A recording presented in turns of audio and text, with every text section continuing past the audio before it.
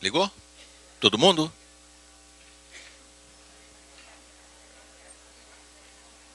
Continuando então nossa manhã, avisos. Ô John, o negócio da foto é só aqui para o Rio de Janeiro, né? Mas eu vou já mandar pro chat, vocês podem mandar para. Primeiro um aviso aqui para o Rio de Janeiro. Não se esqueçam que hoje, logo após a aula do professor Morgado, vocês vão tirar fotografia. A fotografia é feita aqui nessa sala, aqui atrás de mim, tá? Em frente ao quadro, vem cada grupo, né? Fica juntinho e o John faz a foto comemorativa, tá bem? Então hoje, assim que terminar o vídeo, não sumam. Não tem intervalo, é direto. Aí fotografa um, sai, fotografa outro e assim por diante. Outra coisa, questão de amanhã, está super confirmado, nossa avaliação informal vai ser feita aqui mesmo no auditório, onde vocês estão, né, sem nenhuma pressão, de 9 às 10, e às 10h30 começamos com a sessão de perguntas. Aliás, ainda não recebemos uma quantidade muito grande de perguntas, estão poucas ainda. Então quero lembrar que durante toda a tarde de hoje, o pessoal dos estados também pode ir mandando perguntas para a gente não ficar muito atolado com as perguntas de cima da hora, tá? Bem, estamos todos aqui, sim. Nós, então, vamos ver uma aula de matemática financeira, dada pelo professor Morgado, que fazia isso de forma inigualável. Essa aula foi gravada aqui nesse auditório no ano de 2002. Morgado foi meu professor, foi professor de Luciano, foi professor de Paulo César, e nós gostaríamos, e nosso amigo até o último momento, até hoje, né? E Morgado foi aluno do Elon, é isso. Fechou, pronto, está tudo explicado agora, né? Muito bem, então é uma oportunidade que vocês do Brasil inteiro conheçam essa pessoa. Bem, vamos lá, John.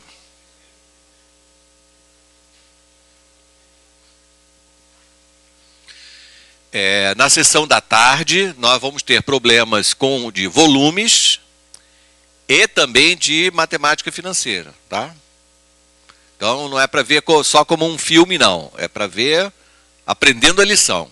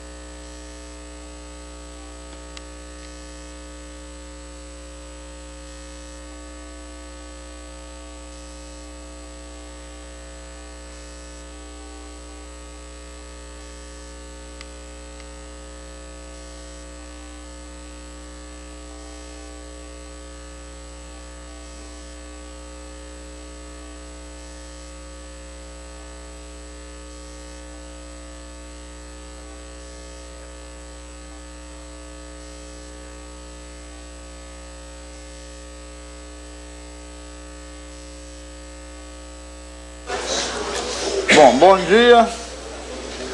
A aula de hoje é sobre matemática financeira.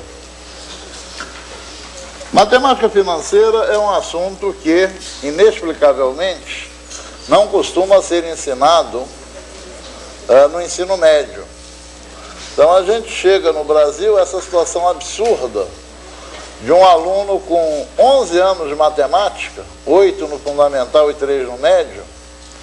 O aluno tem 11 anos de matemática e ao final do ensino médio ele entra para a universidade e ele não é capaz de decidir racionalmente entre uma compra à vista com desconto e uma compra a prazo. Ao mesmo tempo, ele aprendeu a fazer contas com matrizes, aprendeu que são números complexos e é incapaz de decidir racionalmente entre uma compra à vista e uma compra a prazo. Isso é, na minha opinião, uma maluquice total. Matemática financeira pode e deve ser ensinada no ensino médio, e a hora adequada é exatamente ligada a progressões geométricas, né? Portanto, na primeira ou na segunda série, dependendo do currículo de cada escola. Bem, a operação básica da matemática financeira é a operação de empréstimo. Alguém que tem um certo capital, digamos, R$200, empresta esse capital a alguém por um certo prazo, digamos 2 meses. Depois desses 2 meses, a pessoa que tomou o empréstimo vai pagar o empréstimo, vai devolver os R$200 que tomou emprestado e vai pagar algo mais, como uma espécie de remuneração pelo empréstimo do dinheiro. Vai pagar, digamos, R$240. A quantia emprestada, R$200, a gente chama de principal. A quantia paga, a gente chama de montante. Também podemos chamar o principal de capital inicial, que é o valor inicial da dívida, e chamar o montante de valor do capital final, né? Que é o valor da dívida ao final do período de empréstimo. A diferença entre os dois, montante menos principal, é o que a gente chama de juro.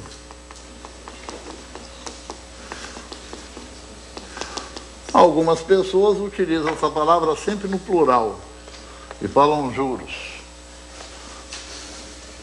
No nosso exemplozinho, os juros aqui são de 240 menos 240 reais.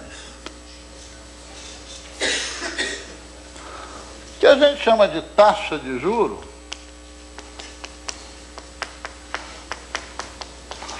taxa de juros é representada pela letra I. Sempre. Por que I? Porque juro, em espanhol, em francês, em inglês, juro começa pela letra I. Alemão eu não sei, porque eu alemão confesso que não é uma língua que eu domino. Né? Em espanhol, juro é interesse. Francês é intérêt. Em inglês, interest. ZI? NN. Zin? Horrível, parece nome de adoçante. Horrível. Horrível. É um bonito nome para adoçante. Cuidado então para não traduzir Interesting Bank por banco interessante, né? Simplesmente um banco comercial, não? Ou traduzir direto interesse por interesse, né? É juro, não? É juro. O que a gente chama de taxa de juros é a razão entre o juro e o principal. No caso aqui do nosso exemplo, a nossa taxa de juro é 40 sobre 200. 0,20, 20 centésimos, 20%. Sempre que determinamos uma taxa de juros, indicamos do lado o prazo da operação. Né? 2 meses. Taxa de juros é de 20% ao bimestre. Né? Ao bimestre. Certo? As coisas são mais interessantes quando as operações de empréstimo são renovadas. Por exemplo, Vamos considerar a seguinte situação: de um empréstimo de R$100 a juros de 10% ao mês. Passado um mês, a dívida será os 100 iniciais, acrescido dos juros. Os juros são determinados multiplicando a taxa de juros pelo principal. Então, os juros vão ser 10% de 100. 10 centésimos de 100, 10. E os juros sendo 10, o montante vai para 110. Aí, a operação de empréstimo é renovada, é prorrogada por mais um mês. Passado mais um mês, a quanto monta a dívida? Bem, no segundo mês, a dívida era de 110, os juros sendo ainda de 10% ao mês, os juros agora relativos ao segundo mês serão de 11, o que levará a dívida para 121. Passado mais um mês, os juros serão 10% da dívida, 12,1, que fará um montante de 133,1. Esses juros assim calculados são chamados de compostos. O que caracteriza os juros compostos é o fato de, em cada período, os juros serem determinados, aplicando-se a taxa ao montante do início do período, certo? Existem outros juros chamados de juros simples. Como eu sou a favor de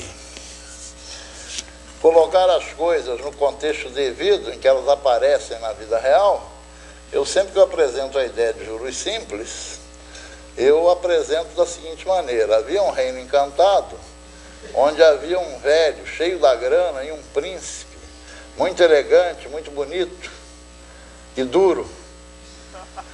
E aí o príncipe foi para o velho e pediu um empréstimo ao velho.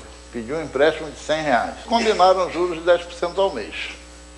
Passado um mês, o príncipe foi lá e o velho disse: muito bem, veio me pagar os quanto que o senhor me deve? 110. E o príncipe diz: não posso pagar os 110 porque não tenho dinheiro. Nesse exato momento, quando o velho vai ter um ataque, surge uma fada encantada e a fada joga um pouco de pó de pirlim-pim-pim no velho. E aí o velho vira para o príncipe e diz: não, tudo bem, seu príncipe, nós prorrogamos o empréstimo por mais um mês. Mesmas condições, juros de 10%. Mas como eu estou me sentindo muito bondoso, eu não vou lhe cobrar os juros de 10% sobre os 110 que o senhor me deve agora. Vou cobrar os juros só sobre os 100 que o senhor me devia no mês passado. O príncipe acha ótimo, né? Passa mais um mês, o príncipe vai lá, o velho está lá esfregando as mãos. Não, veio me pagar os quantos que ele devia mesmo, hein? 120. Veio me pagar os 120 que me devia? Aí o príncipe diz: não vim porque eu não tenho dinheiro. Aí, quando o velho vai dar um ataque, surge a fada encantada e a fada joga pó de pirlim-pim-pim no velho. A nossa fada trabalha com doses crescentes de pó de pirlim-pim-pim. Ela bota uma dose dupla de pó de pirlim-pim-pim no velho. Porque se ela pusesse uma dose simples, o que o velho provavelmente proporia? Que os juros corressem não sobre os 120 devidos atualmente, e sim sobre os 110 passados. Mas como a dose é dupla, o velho propõe que os juros corram só sobre os 100 iniciais. O príncipe acha ótimo. Quando ele chega, o príncipe volta daqui a um mês, qual é a dívida do príncipe? Mas aí o príncipe havia ganho uma loteria, paga o velho e assim foram felizes para sempre. Certo? O contexto adequado aos juros simples é exatamente esse. Conto de fada. Na vida real, isso não existe. Por que se você está me devendo 120, eu vou lhe cobrar juros sobre 100, não sobre 120 que você me deve? Uma coisa lastimável que se faz no ensino no Brasil é que no ensino fundamental, no meu tempo era no terceiro ginásio, que corresponderia hoje à 7ª série. Hoje nem sei mais. Acho que é na 6ª hoje em dia. Ainda é na 7ª? Hã? É na sexta, pois é. Eu sei que hoje em dia é na sexta. Quer dizer, sabia, não tinha muita certeza não, mas... ensina-se juros simples. Isso é extremamente nocivo. Isso é extremamente nocivo porque, primeiro, isso realmente não serve para nada. E segundo, isso além de não servir para nada, isso cria no aluno a falsa ilusão de que ele aprendeu a fazer esses cálculos financeiros. E ele se torna vítima fácil, né, para espertalhões, né, para pessoas que praticam a fina arte de afastar os tolos do seu dinheiro. Né?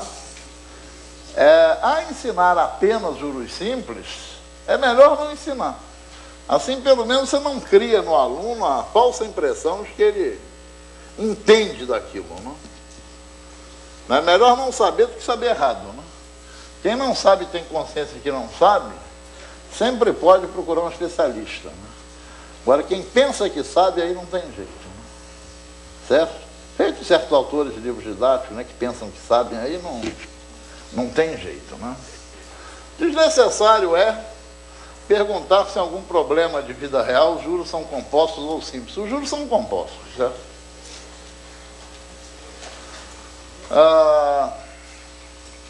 Qual é a fórmula básica de juros compostos?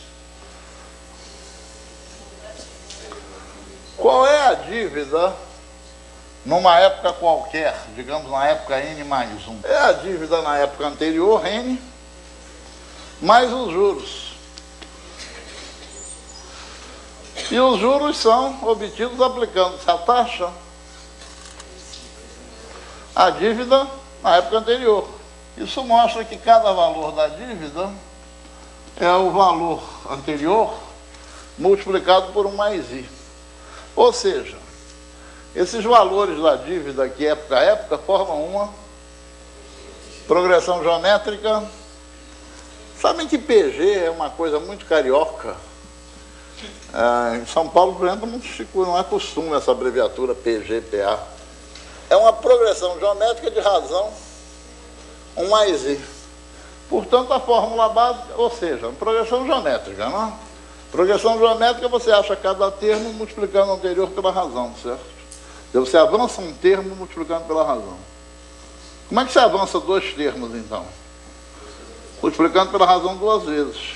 Como é que você avança 3 termos? Multiplicando pela razão 3 vezes. Como é que a partir do C0 você obtém o CN? Aí você tem que avançar N termos, né? Então multiplica pela razão N vezes. Então esta é a fórmula básica da matemática financeira. O valor da dívida na época N é o valor inicial da dívida multiplicado por 1 mais I elevado a I. Falar sobre os malefícios do ensino de juros simples. É um ensino de juros simples que faz com que o aluno acredite firmemente que juros de 10% ao mês dariam em 2 meses juros de 20%. Isso é verdade, né, nesse fictício regime de juros simples. Mas isso não é verdade na vida real, certo? Juros de 10% ao mês dão em 2 meses juros de quanto? 21%. Dão em 3 meses, não juros de 30%, como pensam os mais ingênuos. Dão em 3 meses juros de 33,1%. Qual é o montante produzido por um principal de R$500 a juros de 2% ao mês em um ano? Para a resolução de problemas, a gente adota a seguinte norma de bom senso. As taxas comandam as unidades de tempo. Nós já vimos que não é tão simples assim converter taxas, não? 10% ao mês não dá em 2 meses 20%, né? Dá uma coisa mais esquisita, certo? Já a conversão de tempos, né? Um ano são 12 meses, né? Isso a gente faz brincando. Então a regra de bom senso é deixar que as taxas comandem as unidades de tempo. Como a nossa taxa aí está referida ao mês, nossa unidade de tempo é um mês. Então é só aplicar a fórmula, né? Cn igual a C0 mais E elevado a N. Qual é o capital inicial? 500. Qual é a taxa de juros? 2%, 2 centésimos. E como a unidade de tempo é um mês, um ano corresponde a 12 meses. Isso aqui, fazendo as contas, dá 634,12. Reparem que uma pessoa que aprende juros simples, né, provavelmente chegaria a outra resposta aí, né? Uma pessoa que impropriamente aprendeu juros simples na 6ª série, raciocina erroneamente que 2% ao mês dariam em um ano 24%. E 24% de 500 dá 120. Encontraria para montante 620, certo? E não 634. Eu nem gosto muito de começar por esse problema. Eu não vejo muito jeito de evitá-lo, mas eu não gosto muito de começar por esse problema, porque pode criar no aluno a falsa impressão, a falsa expectativa de que a gente aprende matemática financeira para ficar fazendo esses cálculos bancários aí, certo? Cálculos esses que, na realidade, a gente nem faz mais, né? Porque a gente já recebe as boletas prontinhas, com tudo calculado, etc. e tal. Na realidade, a finalidade da gente estudar matemática financeira é para tomada de decisão, certo? Para a gente poder decidir entre alternativas, tanto de financiamento quanto de investimento, certo? Mas que eu tenho horror a esse problema que eu acabo de resolver aí, porque ele esconde, né, o objeto, né, do estudo da matemática financeira. Só que para a gente poder fazer problemas realmente úteis de matemática financeira, é preciso que a gente entenda certas coisas. Eu sempre, quando eu vou começar a matemática financeira mesmo, eu sempre escolho um aluno e digo que eu estou querendo dar um presente a ele. E peço que ele escolha se ele prefere receber R$10 ou R$50. Inapelavelmente, o que os alunos escolhem? R$50. E aí eu digo para a vítima, tudo bem, está combinado. Eu acho que você decidiu mal. Porque se você tivesse escolhido R$10, eu lhe daria os R$10 agora. Tem até aqui uma nota de R$10 prontinha para te dar. Você tendo escolhido 50, eu não vou poder lhe dar agora. A falar a verdade, se você escolher 50, eu vou lhe dar os 50 daqui a 10 anos, tá? Daqui a 10 anos você me procura que eu vou lhe dar os 50. É claro que o aluno fez um mau negócio, né? Certo? Né? Ele certamente aproveitaria mais R$10 agora do que 50 daqui a 10 anos. Para que a gente possa fazer alguma coisa útil em matemática financeira, é preciso que se entenda que o valor de uma quantia não depende apenas da quantia. Depende também da época a qual a quantia está referida. Na mesma data, não há dúvida que é melhor receber 50 do que receber 10. É melhor pagar 10 do que pagar 50. Mas em datas diferentes, isso não é tão óbvio assim, certo? Que é melhor? R$10 agora ou 15 daqui a 3 meses?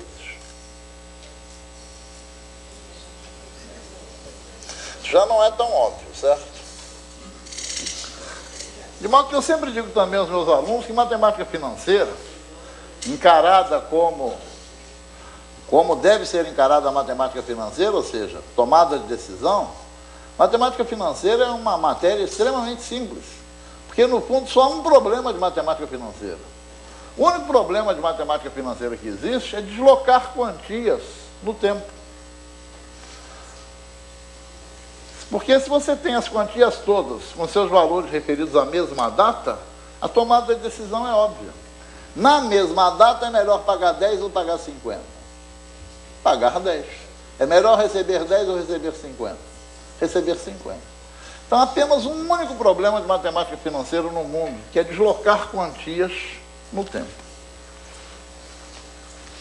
Qual é a fórmula que desloca quantias no tempo?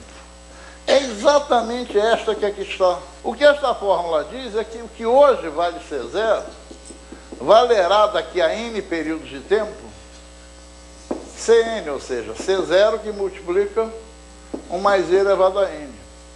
Ou seja, como é que você leva um valor do presente para o futuro? Você leva um valor do presente para o futuro multiplicando o valor por 1 mais e elevado a n. O que hoje vale C0 valerá daqui a n períodos de tempo C0 que multiplica 1 mais i elevado a n. Você leva um valor para o futuro multiplicando por 1 mais i elevado a n. Se você leva para o futuro multiplicando por 1 mais i elevado a n, como é que você traz o valor do futuro para o presente? Dividindo por 1 mais i elevado a n. Aqui está, então, a essência da matemática financeira. Leva-se um valor para o futuro multiplicando-o por 1 mais i elevado a n. Traz-se do futuro para o presente, dividindo-o por 1 mais i elevado a n.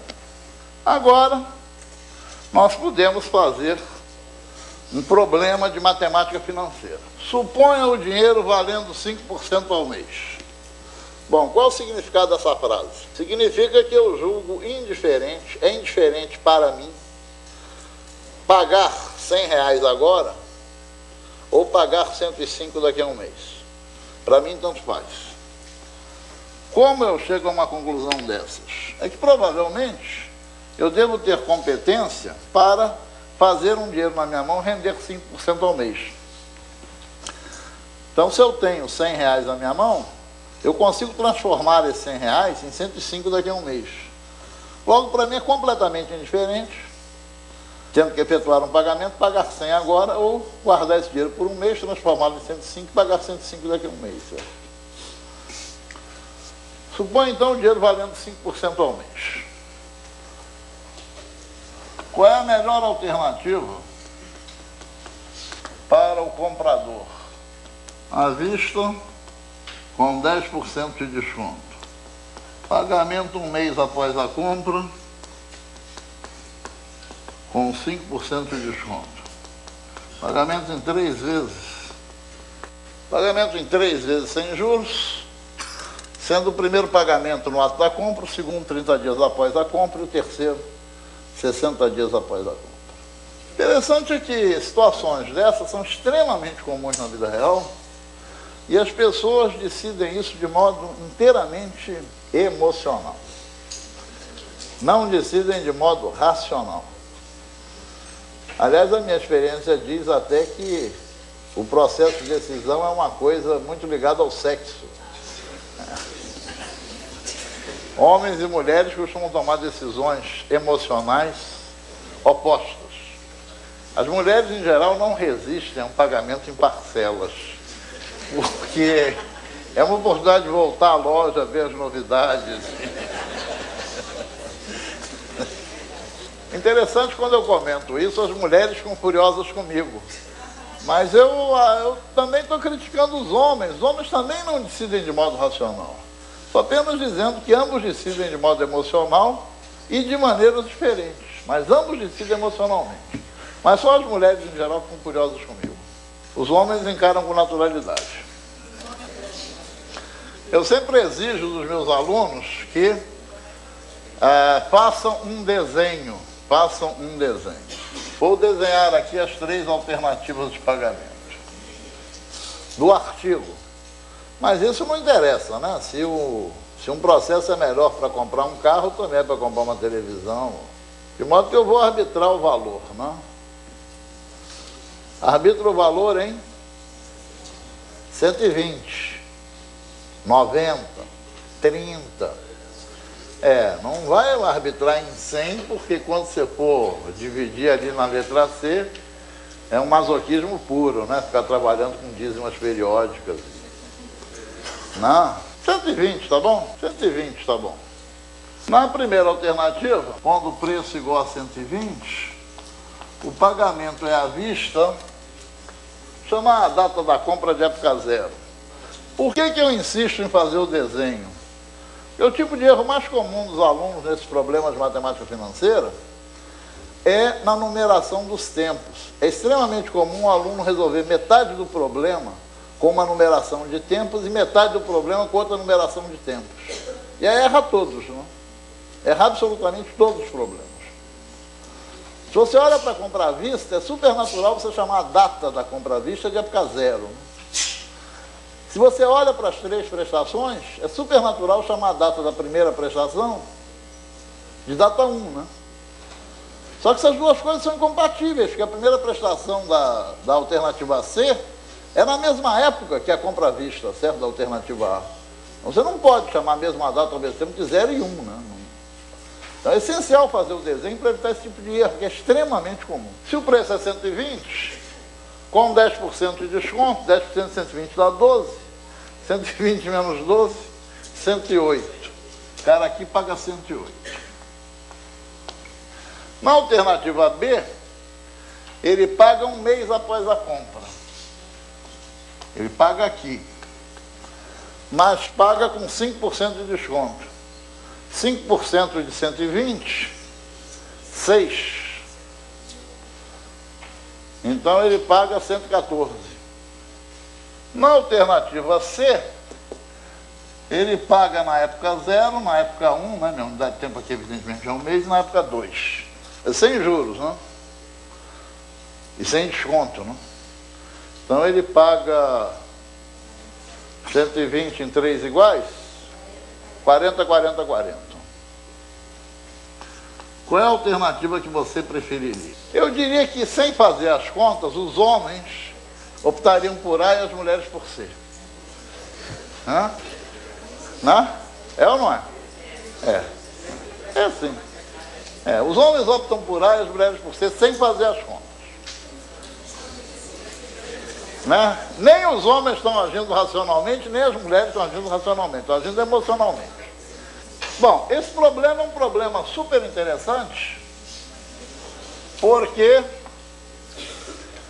na realidade, quem resolve esse problema resolve qualquer problema de matemática financeira, né? Porque só há um problema que é deslocar quantias no tempo. Como é que eu resolvo esse problema? Eu elejo uma data de comparação, data essa que é chamada de data focal, e converto os valores para essa data focal. Qual é a data que preferem? 0. Então 0 é a minha data focal. O valor da alternativa A já está na data 0, 108. O valor da alternativa B, para levá-lo para a data 0, eu tenho que trazê-lo um tempo, né? Uma unidade de tempo para trás. Como é que eu levo um valor para o futuro? Multiplicando por 1 mais e elevado a n. Como é que eu trago do futuro para trás? Dividindo. Então tem que retroceder uma unidade de tempo. Então eu divido por 1 mais i elevado a 1. Isso aqui dá, posso acreditar? Posso. 108, isso? E na alternativa C, esses 40 já estão na data certa. Esses 40 devem retroceder uma unidade de tempo.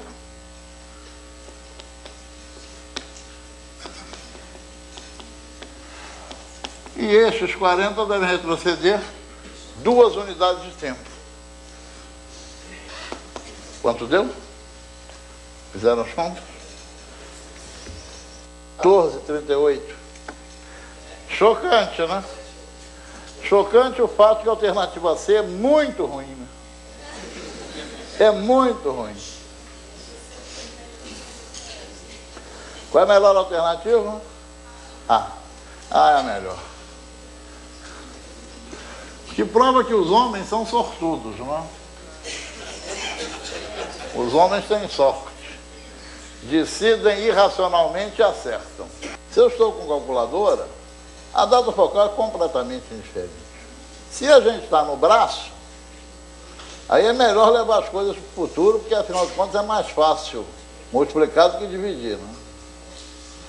Se eu estou na mão, sem calculadora, eu até levaria tudo para a data 2, né? Porque afinal de contas é menos penoso multiplicar por 1,05 do que dividir por 1,05. Um truque que a gente usa em aula com alunos que não têm calculadora é usar sempre taxa de 25%, né? Porque aí 1 mais i dá 1,25. E aí 1 sobre 1 mais i dá 0,8. Então 1 sobre 1 mais i ao quadrado dá 0,8 ao quadrado, dá 0,64. Isso dá para fazer de cabeça, né? Se alunos estão sem calculadora, a gente não quer sacrificá-los, a gente usa sempre taxa de 25%. Dizem que o maior orgulho que pode ter um professor é ver seus ex-alunos, né? O maior orgulho que eu tenho na vida é que Paulo César foi meu aluno. Verdade. Mas... E o Wagner também.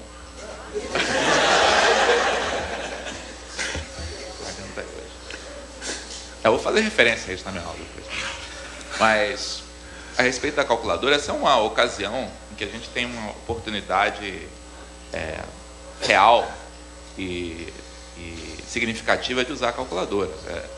Boa parte do uso que a gente faz de calculadora na vida cotidiana é para isso, né? Por que as pessoas têm calculadora? Por que todo camelô tem uma calculadora? Para fazer conta. Então, e conta ligada à situação de compra, venda, decisão. Então, essa eu acho uma oportunidade extremamente importante de fazer atividade com calculadora.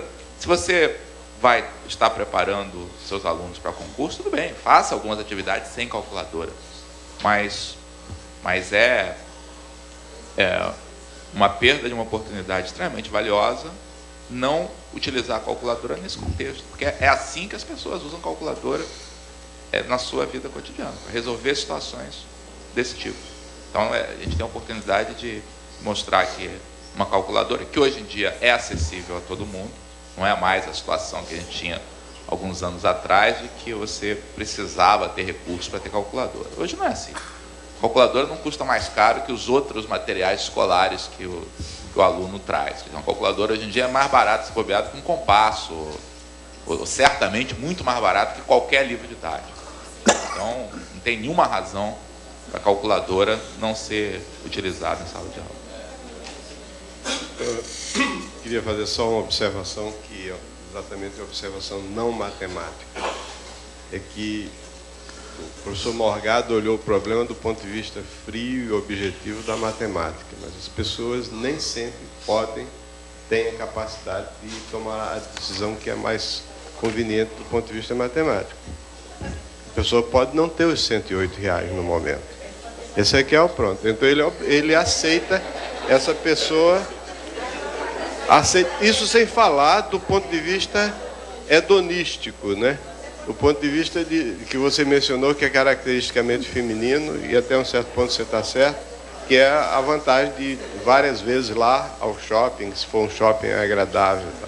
Mas o ponto que eu quero salientar é esse, é que a pessoa, às vezes, muito frequentemente, se submete a um tratamento que é prejudicial do ponto de vista financeiro, porque não tem outra alternativa. Ele precisa daquele objeto, não tem os R$108, então é obrigado a comprar a prazo. Claro que o pressuposto desse problema de tomada de decisão é que a pessoa possa, né, optar pelas alternativas oferecidas. Se realmente eu não tenho R$108 agora, a alternativa não existe para mim, certo? Eu não posso levar em consideração na análise a alternativa A, ela não é acessível à minha pessoa. Mas se eu sei que eu não vou ter 114 daqui a um mês, a alternativa B também não é acessível, certo? Então tem que nascer, né? São extremamente comuns na vida real o que a gente chama tecnicamente de séries uniformes. Uma série é uma lista de quantias referidas a épocas diversas. Quando você compra uma geladeira, um eletrodoméstico à prestação, né, as suas prestações constituem uma série, né, porque são várias quantias, né, os valores das prestações, cada uma referida a uma época diferente da outra, certo? São as datas de vencimento. Séries uniformes são aquelas que em que as quantias, que são popularmente chamadas de pagamentos, ou eventualmente prestações, mas o nome técnico mesmo é pagamento, as quantias são todas iguais. E o intervalo de tempo entre quantias sucessivas também é fixo, certo? No caso de que você compre uma geladeira aí numa loja, não, no Ponto Frio, que já patrocinou a Olimpíada Carioca de Matemática, no Ponto Frio. Então você compra no Ponto Frio bonzão, né, que já colaborou com a Olimpíada Estadual do Rio de Janeiro de Matemática. Né, e aliás tem um excelente site na internet, onde você pode comprar as coisas pela internet. Ponto Frio, que não só tem serviços eficientes, como tem serviços relevantes prestados à matemática brasileira, patrocinando a Olimpíada Estadual do Rio de Janeiro. Tá.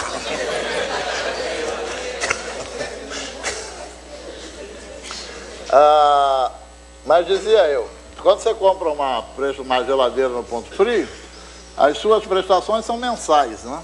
E são, em geral, são iguais. Então você tem uma série uniforme, né?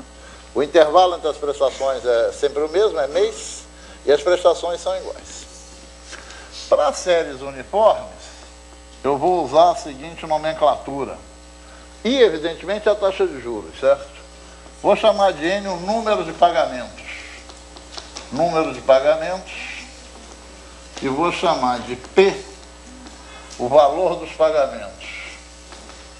É interessante a gente ter uma fórmula que nos dê o valor dessa série em alguma data, certo? Para a gente não ter que transportar, né, quantia a quantia, certo? Que daria um trabalho enorme. Em geral, a gente trabalha com essa data aqui, que é um tempo, uma unidade de tempo. O valor da série aqui é o que a gente chama de A. Quanto vale o A da série? Lembra que os pagamentos são todos iguais a P. Para achar o A, vamos levar para essa data pagamento a pagamento, né? Esse primeiro pagamento ele tem que retroceder quantas unidades de tempo? Uma. Então divido-o por 1 mais I. Segundo pagamento tem que retroceder 2 unidades.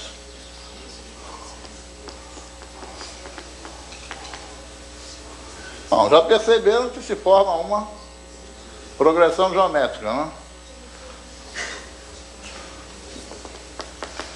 O último pagamento, que é o enésimo pagamento, tem que retroceder N unidades de tempo. É uma progressão geométrica. A razão é 1 sobre 1 mais I, né? Fazendo as contas aqui no denominador, 1 mais I vezes 1 dá 1 mais I. 1 mais I vezes 1 sobre 1 mais I dá 1. Então aqui no denominador nós vamos ficar com 1 mais I menos 1. 1 mais I menos 1, I. E aqui vou apenas mudar a notação. Vou escrever, em vez de 1 sobre 1 mais I elevado a N, vou escrever 1 mais I elevado a menos N. Os cálculos vão ser feitos com calculadora. Com calculadora é melhor realmente calcular 1 mais I elevado a menos N do que 1 sobre 1 mais I elevado a N, certo? Então essa é a fórmula básica das séries uniformes. Naturalmente, alguns me perguntarão, qual é a necessidade, o que essa data que eu elegi aqui tem de especial? Por que esta data e não uma outra? Nessa data daí, a fórmula resultante final é bonitinha, né? Simplesinha, fácil de guardar. Haveria outra data bonitinha também? Haveria. A data do último pagamento da série também é uma data bonitinha. Resulta numa fórmula também simpática. Todas as outras datas resultam em fórmulas mais complicadas, mais difíceis de decorar, certo? Na realidade, o que a gente precisa é de uma fórmula que dê o valor da série em alguma época, né? Então, essa daqui funciona às mil maravilhas. Uma geladeira custa, à vista, R$900. Pode ser paga em 6 prestações mensais iguais, vencendo a primeira 2 meses após a compra. Os juros são de 4% ao mês. Determine o valor da prestação. As duas formas de pagamento são à vista, 900, ou 6 prestações. Agora, cuidado, a primeira prestação aí seria paga 2 meses após a compra. Os juros são de 4% ao mês, que era o valor da prestação. É porque, para a loja, esses esquemas de pagamento são equivalentes. Se eles são equivalentes, né, convertidos para a mesma data, eles são iguais, certo? Então vamos eleger uma data aí e converter os valores para essa data. Agora, nesses problemas de série, nós já fizemos a eleição da data boa para fazer as contas, né? Qual é a data boa quando temos um problema de série uniforme? É sempre um tempo antes do primeiro pagamento, porque nós temos uma fórmula prontinha aqui, que dá o valor da série. Ou seja, a data boa agora é a data 1. Levando esses 900 para a data 1, obtemos 900 que multiplicam mais I, né? Porque ele tem que avançar um período de tempo. E aqui, trazendo para a data 1 esta série, eu estou achando o valor da série um tempo antes do primeiro pagamento da série. O valor da série um tempo antes do primeiro pagamento é o A da série. Nós temos uma fórmula prontinha aqui para a determinação do A. Então é igual a P, 1 menos 1 mais I, elevado a menos N sobre I. O N é o número de pagamentos, né? São 6 pagamentos. Erro que os alunos cometem muito é não prestar atenção aqui o significado do N na fórmula. O N é o número de pagamentos. Isso aí, por mais que você explique, insista e repita, se eu soltar um problema desse na turma, sempre haverá alguns que vão aplicar a fórmula com N igual a 7, erradamente, né? Porque... não sei porquê, porque por mais que você diga que N é o número de pagamentos, o aluno imagina que é a data do último pagamento, sei lá porquê. Fazendo as contas, a prestação P será 900 vezes 104 vezes 004 sobre 1 menos 104 elevado a menos 6.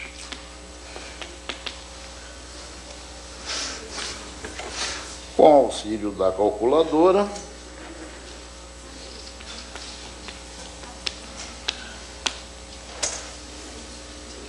problema assim, ó.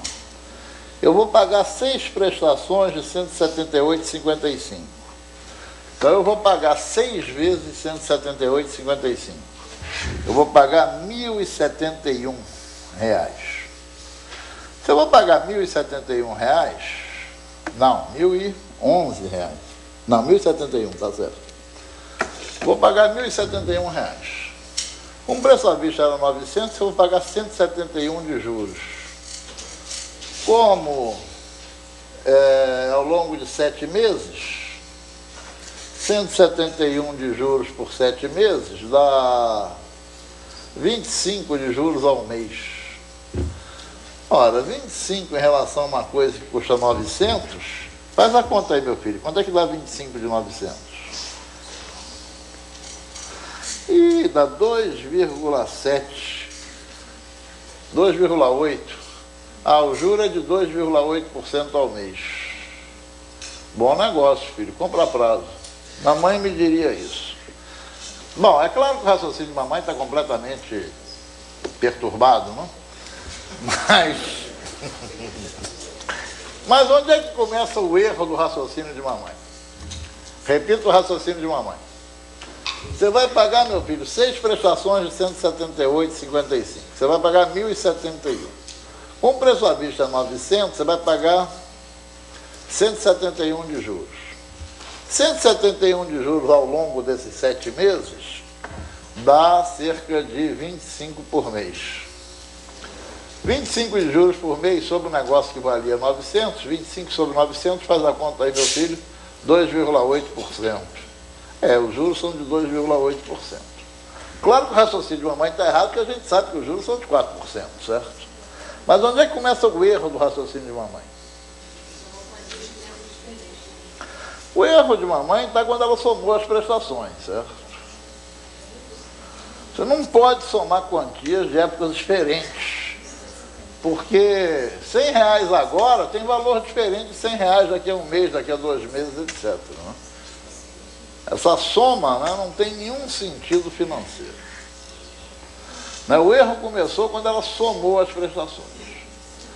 O Brasil é um país engraçado. Nós temos um Código de Defesa do Consumidor que obriga a publicação dos anúncios do total que vai ser pago, ou seja, da soma das prestações. Ou seja, estimula-se a que o consumidor faça esses raciocínios errôneos, né?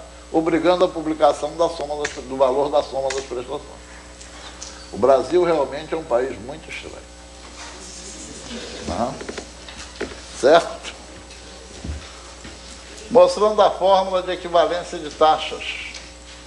Nós vimos no início que 10% ao mês não dava em 2 meses 20%, dava 21%, certo? Qual é a fórmula de equivalência de taxas? Por exemplo, qual é a fórmula de dar equivalência entre uma taxa mensal e uma taxa anual? Eu vou representar por izinho a taxa mensal. Vou representar por isão a taxa anual.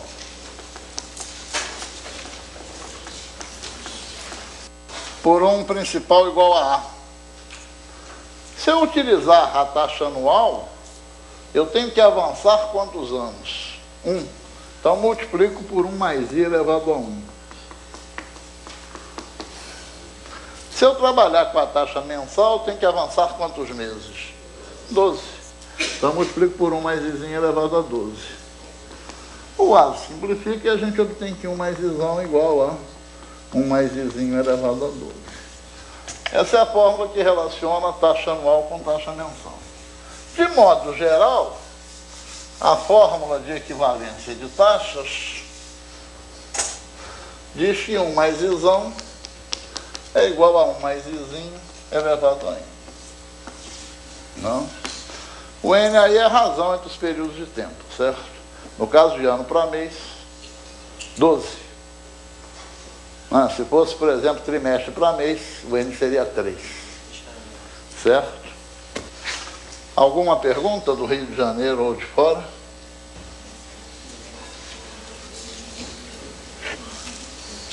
Não? Não. Ok, gente. Obrigado pela atenção. Isso.